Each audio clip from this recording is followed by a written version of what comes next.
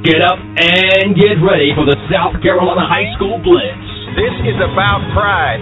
Not keeping it, but finding it. Join SCVarsity Jim Baxter and guests with the best in South Carolina high school sports and recruiting news. This is not just some game. You realize that. Here's Jim Baxter. Go all the way.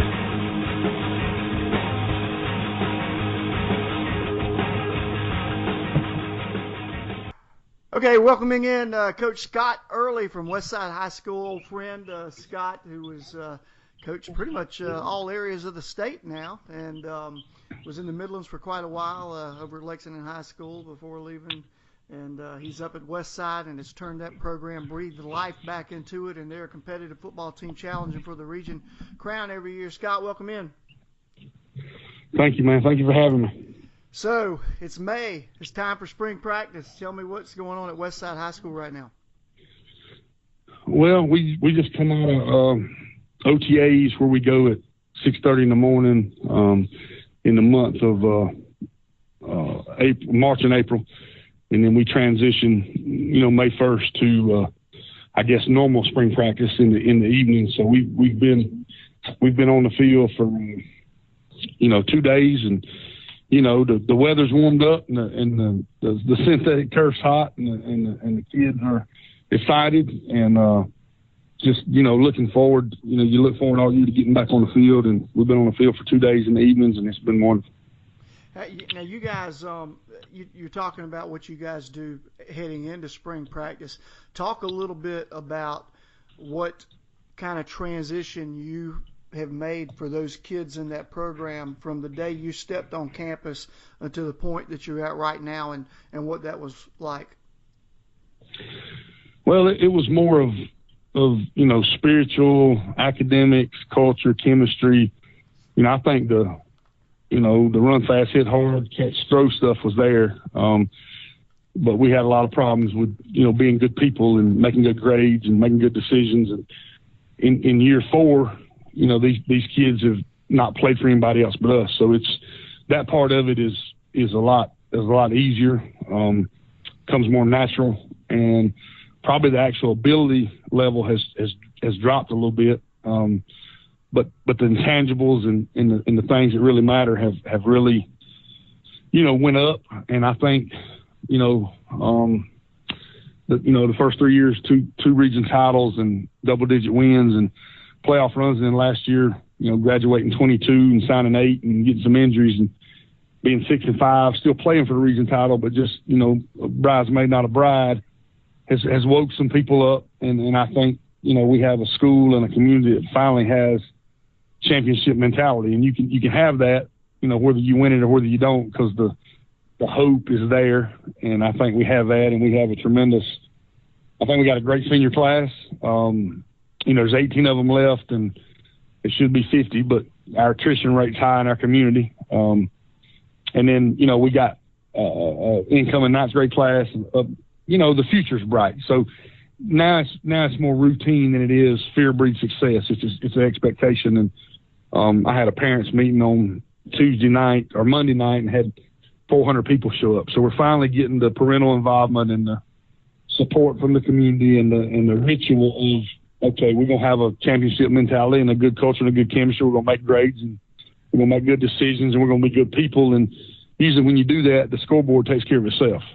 Yeah, a lot of people don't realize all that goes into building a program, and you've certainly done a good job there. Now, you mentioned expectations. Let's talk for just a second before we get into talking about the regions in the upstate. Let's talk about the Westside Rams and what kind of expectations you guys have for yourself this year. Well, I think the realignment, hit us hard. We felt like we would come in at that 4A level. We're about 1585, and we're playing schools with 4,000. We get knocked out in the third or second round by Dorman with 3260. Sometimes that's a numbers game, and I'm not saying that's not fair, but at some point we need to use some common sense and realignment and take the top 15% and make them 5, and the bottom 15% and make them 1, and understand that 4-3-2 would all correlate and be closely related, and get rid of the travel concern, because South Carolina is a small state. And, that kind of stuff bothers me sometimes, but you know, we try to line up and play who we got to play, and now we got an 8-team region. And, you know, we got Greenwood and Lawrence back in, and, you know, Wade Hampton, some people that, you know, we're not as familiar with, and you know, those top 4 go, and we feel like we're going to be one of those top 4, but, you know, we feel like Hannah returns a really, really, really talented team. You know, all the D1 guys that come through Anderson don't stop seeing to go over there. And you know, Greenwood is traditionally loaded, and we've played Greenwood, even though they haven't been in the region the last 2 years. We've played them at the SCVarsity level, JV freshmen, and they've been pretty tough to handle. So we feel like we're in that top 3 mix, but we're going to have to overachieve a little bit, and the ball's going to have to bounce our way. We're going to be lucky to beat those 2 teams, but everybody else, we feel like we're on a level playing field with them. And then, you know, when you get in the postseason, you know, we're by no means a Region 1. I mean, Region 1 is a class of South Carolina football, and we want to try to get there, but hopefully the high school league will help us by balancing up this realignment and making it realistic. Yeah, they need to do something with it, definitely. And I thought that when we went to the 5-class system for so long, I was a proponent of doing that. But when I saw actually what they did, it's kind of ridiculous. And you're right. I think it's more of a fear of travel. But this is such a small state. I mean, people don't realize, you know, some of the people don't realize how good we have it in South Carolina in terms of travel. But you mentioned TL Hannah, and I was looking at some numbers from them last year. This is a team that returns a lot of talent, and they gave up 133 points last year. So strong on the defensive side of the football. And then Greenwood, I was talking with Coach Pippen this week, and he seems to think that this might be the best defense that he's had in a long time at any of his schools, and that's saying something, you know, from, you know, looking back on his record. So when you look at that Region 1, I released a 5A look this week, and I've got it set up with TL Hannah, Greenwood, Westside at number 3, and then all of the rest, mainly Lawrence and JL Mann in the middle of that mix. But let's talk about that top 3, because I really think, and you and I talked earlier this week about it, I really think that top 3 in Region 1 is kind of separated from the rest of that region. Yeah, I mean, I think at this point of the year in May, you probably on paper have it absolutely correct. And I think that, you know, what factors into that is, you know, what happens in the summer, what happens with injuries, what happens with attrition, with the challenges our student athletes face in today's world. You know, and you know, when it comes down to getting into region play and getting into, you know, September, November, you know, I think the especially in those top 3 and really throughout the whole region, the people to do the best job of preparing and training and being able to save and prevent some problems instead of solve them is probably the team that's going to end up in the end. But you know, right now on paper, I would say that you hit the nail on the head. Yeah. Well, we won't go too far outside of Region 1, but since you have seen some of these other guys in passing league, some in regular season and some definitely in the postseason, I wanted to get your take on Region 2 right now as we head in. It's another 8-team region. That region last year, most of those teams are in the same region and they just beat each other up all year. Talk about Region 2 and what you think could come out of there.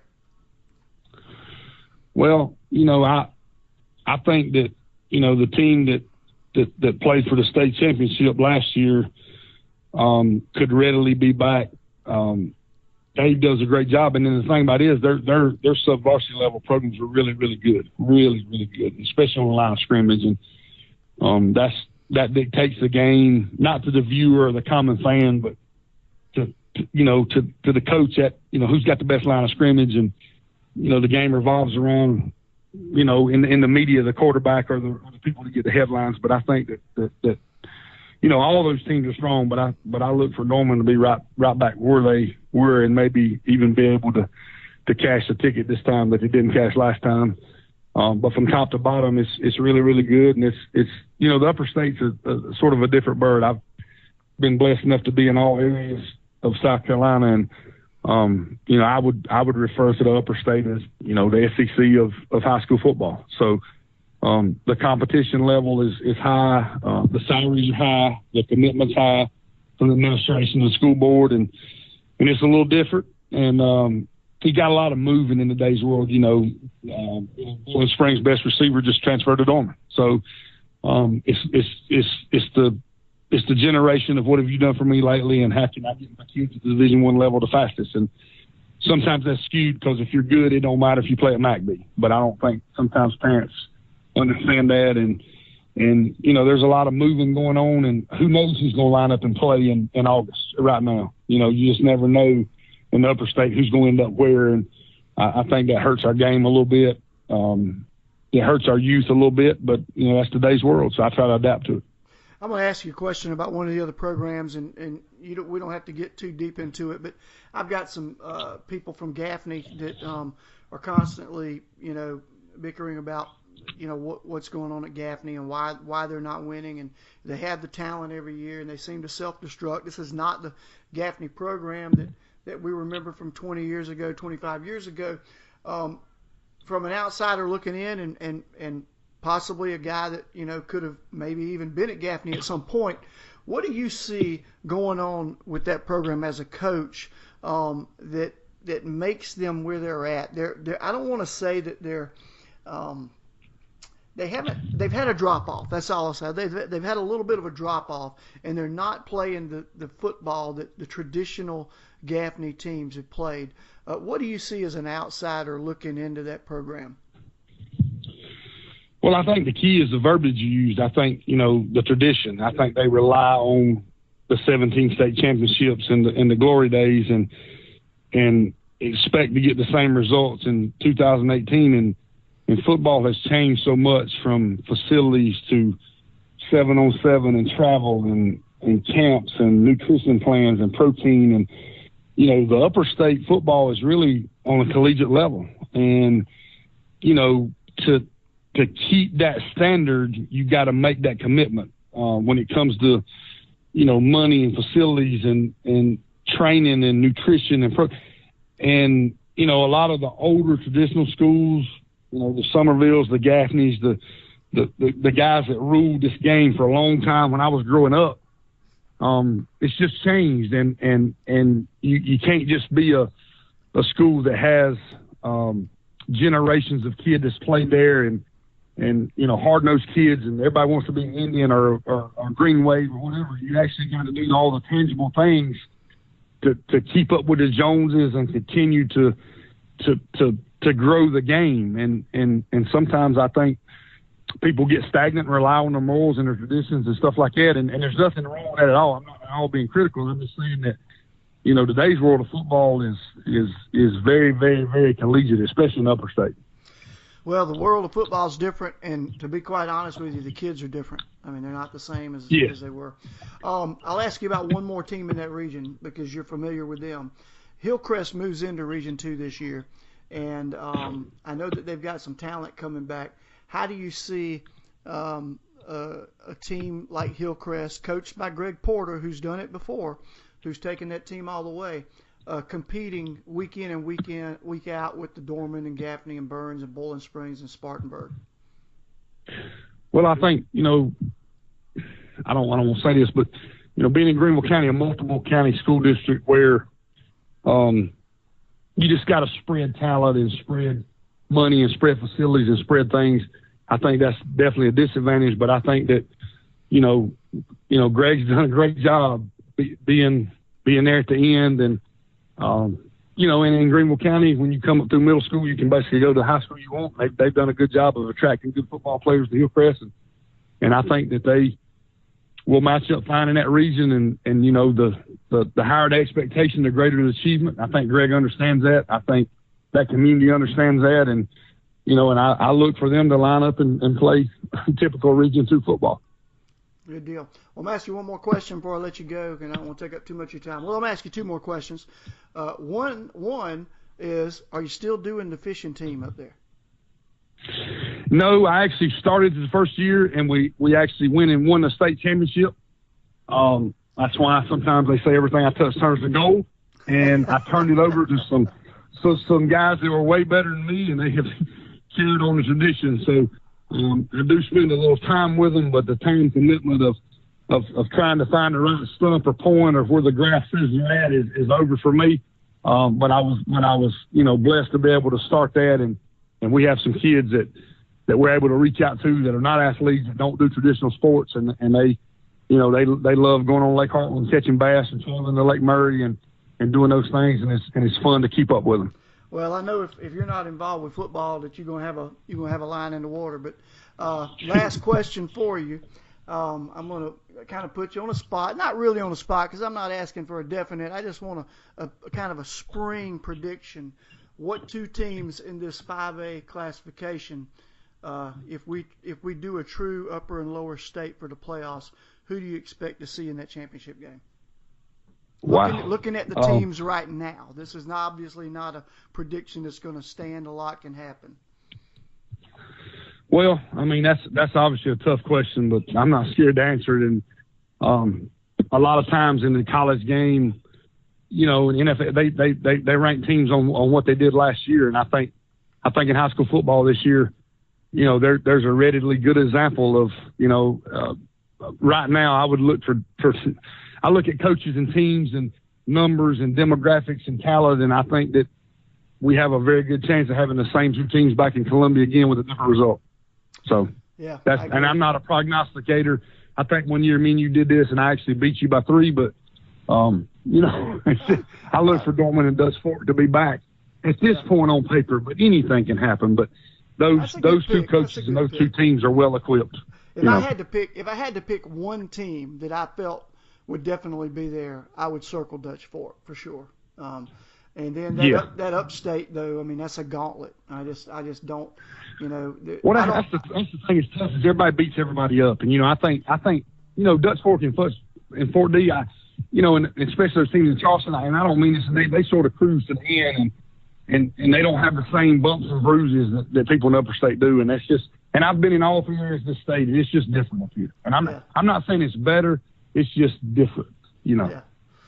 Well, Coach, I appreciate you coming on and chatting with us tonight, and just wish you the best of luck this year. And you guys have a safe spring. Try to get out of spring with no injuries and get out of summer with no injuries. I'm sure we'll visit with you again during the passing league times and check up and see what Westside's doing.